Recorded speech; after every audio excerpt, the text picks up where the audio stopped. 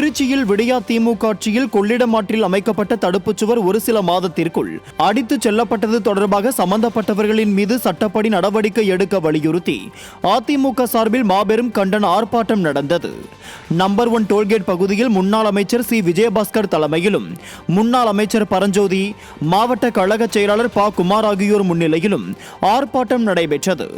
அப்போது பேசிய முன்னாள் அமைச்சர் விஜயபாஸ்கர் 6.5 கோடி ரூபாயில் கட்டப்பட்ட தடுப்புச் சுவர் 3 மாதத்தில் அடித்துச் செல்லப்பட்டுள்ளது. ஆனால் அதிமுக ஆட்சியில் கட்டப்பட்ட அணை நன்றாக இருப்பதாகவும் அணைக்கு பாதுகாப்பிற்காக கட்டப்பட்ட பாதுகாப்பு சுவருக்கு தான் பாதுகாப்பு இல்லை என்று விமர்சித்தார்.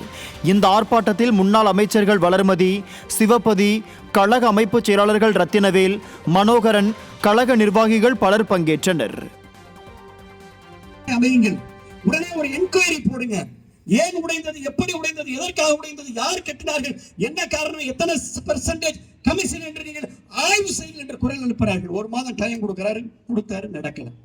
இன்னைக்கு வீதியில வந்து அதிமுக போராடி கொண்டிருக்கிறது. கட்டின பில்ல வாங்கி ஜம்முன்னு போயிட்டான். இதான் நிலைமை. அதே போலதான் நீங்கள் இதை கேள்வியை எழுப்புகின்ற பொழுது அந்த கேள்விக்கு நீங்கள் பதிலளிக்காவிட்டால் இந்த பாலம் எப்படி அடித்து, இந்த தடுப்பு சுவர் எப்படி, இது ஏன் தடுப்பு சுவர் கட்டினாருன்னு கேட்டான்.